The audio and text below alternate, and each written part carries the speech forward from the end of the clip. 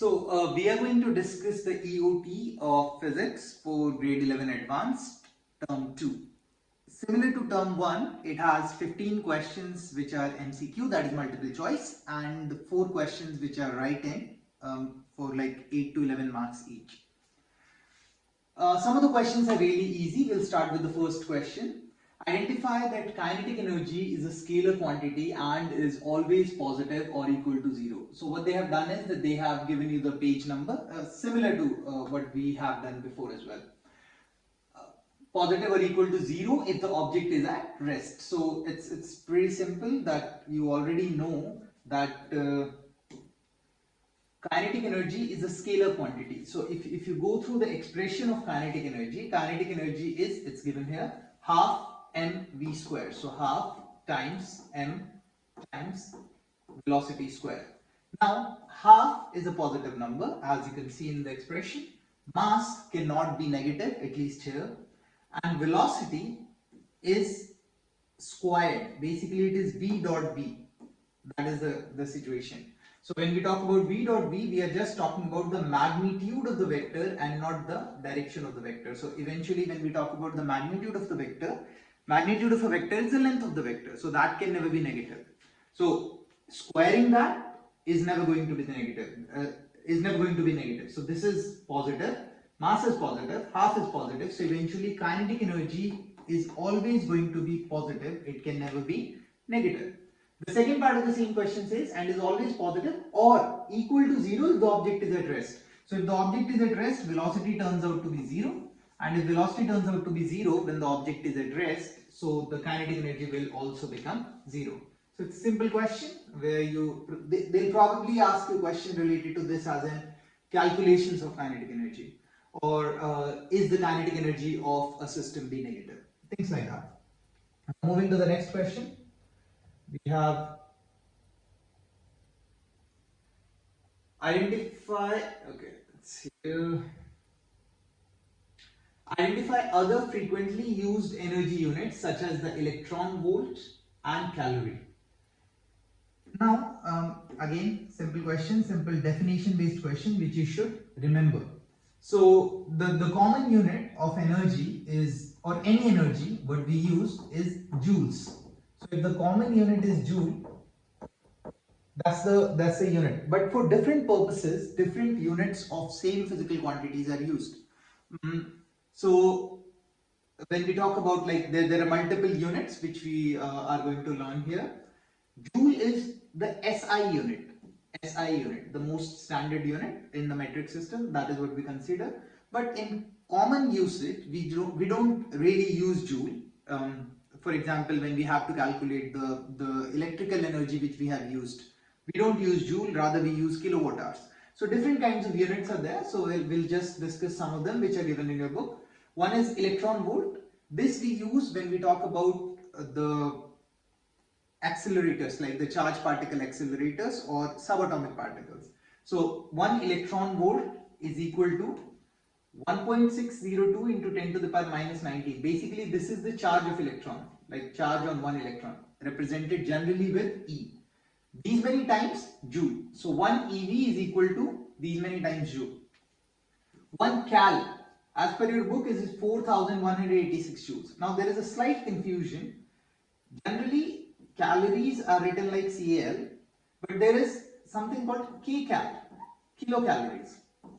Usually 1 kilocalories is equal to 4186 joules. That means 1000 calories is equal to 4186 joules. But the thing is, the convention has slightly changed, and when we write this C capital, that means 1000, or basically CAL. So 1 CAL, when the C is capital, is nothing but 1 kcal, or 1000 calories. Because why did we change the convention? Because calories are generally measured for food intakes, and like the food what we have, it is generally measured in kilocalories. So to just make it more convenient for usage, now the kcals are considered to be as calories. You don't have to get confused basically. So 1 calorie is equal to 4186 joules, provided the C is capital here. Then there is something called 1 MT, or basically 1 megaton. Mega, million, you could say either. Now, 1 megaton is the energy produced basically by when we talk about it's an enormous amount of energy. So we usually use it for explosives such as TNT, which is trinitrotoluene, and 1 MT is equals to 4.18 into 10 to the power 15 joules. I think by this question they want you to remember these values, at least some of them. 4.18 into 10 to the power 15 joules. There is another unit I would like to mention here. There is something called kilowatt hour, kWh. So kilowatt hour is basically 3.6 times 10 to the power 6 joules. 3.6 times 10 to the power 6 joules. That is what we call as kilowatt hour or kWh. This is generally used for electricity, your electrical energy consumption. That means when we use a device of power 1 kilowatt for 1 hour, we use these many joules. So the unit in the reading of your meter counts kWh, that how much units you have used for a particular month or for a particular day. So electricity consumption is used in kWh. It's not mentioned in your book, but yes, this is another unit for energy which is commercially used. Into the next question. Okay. Super.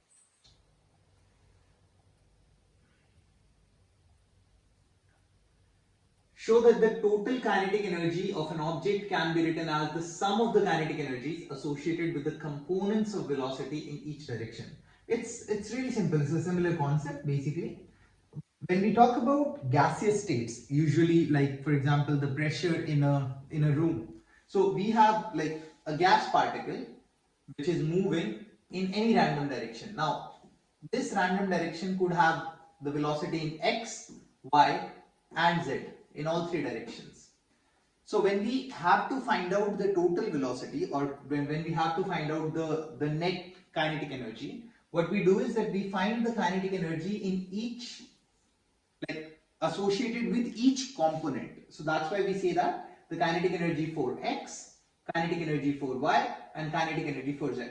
Remember, it does not mean that kinetic energy has a direction. It only means that velocity has a direction and we are calculating the kinetic energy as in like parts of kinetic energy in different directions. Now, the kinetic energy doesn't have a direction. It's a scalar, it is a scalar, it is a scalar. It's the velocity component of that particular motion in x direction, in y direction, in z direction, and when we scalarly add them, because energy is a scalar quantity, when we add the kinetic energy, we get the total kinetic energy of the system moving in three-dimensional motion. Simple. These questions are straightforward definition based, so there's nothing to solve here. To the next. Relate the work done by the gravitational force to the mass of the object and difference in height of the object between the initial point and the final point. Now, whenever you have to calculate the work, the basic expression is you need to think of F dot D. When I use the term F, I am considering the force due to which I have to calculate the work. There could be 10 number of forces acting on a particular object, but if they are asking what is the work done by the gravity, I actually don't care about the other 9 forces. I only have to care about the force of gravity because I have to calculate the work done by the gravity. So the same thing you have to do here. Let's say there is an object which the object is coming down. Let's say this is an object which is coming down as it is shown. So when it is coming down, the gravitational force is down, Fg, and the displacement is also down, h, or if you have to consider it in terms of initial and final position, you can say phi minus initial or y minus y naught, that is equal to h, same thing. The question is, what is the angle between the force of gravitation and the displacement? Angle between the force of gravity and the displacement here is 0 degrees. So when I use the work done by gravity, what I will do, I will use force of gravity, which is mg, times displacement, which is h, times cosine of theta, which is the angle here, and here the angle is 0 degrees. So this turns out to be work done by gravity is equals to mg times h times cos 0. And cos 0 is 1. So eventually the work done by the gravity becomes mgh. But this is one situation. Let's say when the object is taken up. Same object, I am taking it up. And I still have to calculate the work done by the gravity. Now see, the displacement is up. But the force, because gravity is always acting down, the gravity is still downwards. So gravity is down, displacement is up because the object is moving up, the angle is 180 degrees. And when the angle is 180 degrees, in this situation the work done by the gravity is going to be mg, that is the force, times displacement, cosine of 180, which is minus 1. So this turns out to be negative mgh. That is the work done by the gravity in this situation where I am taking it up. Here it is gravity, it could be anything, any force. All you have to do is look for that force, look for that displacement, take the angle between them and use it as cosine. You will always find out the correct work for that specific force. You don't have to care about any other force present there. Okay? So this is what you have to prove, that work done is equals to plus minus mgh depending on the direction in which I am taking the object. Where h is the final minus initial position, the modulus, which is basically specifying that it is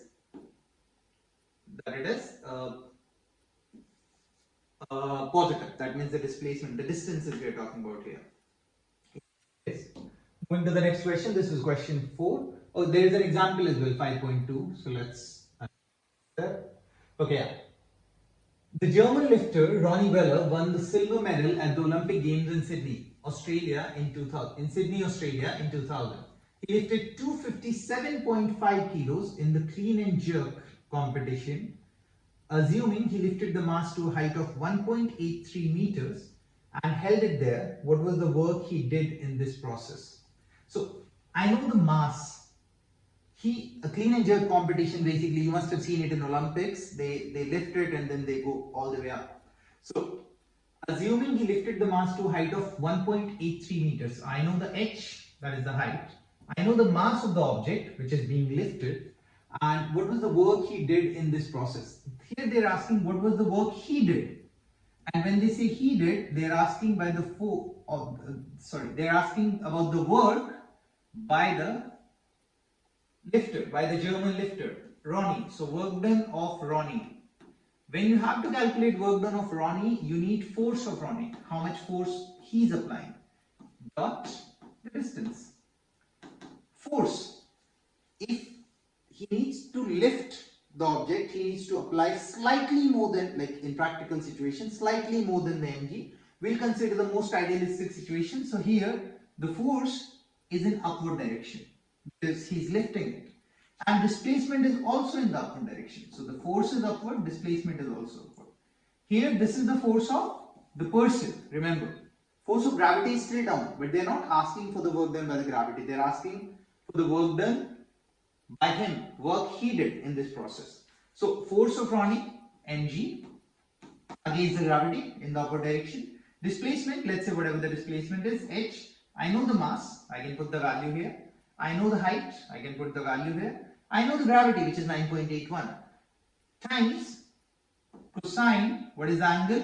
0. Cos 0 is 1, so eventually it turns out to be mgh. Whatever the solution is, 4.62 kilojoule, you can simply multiply.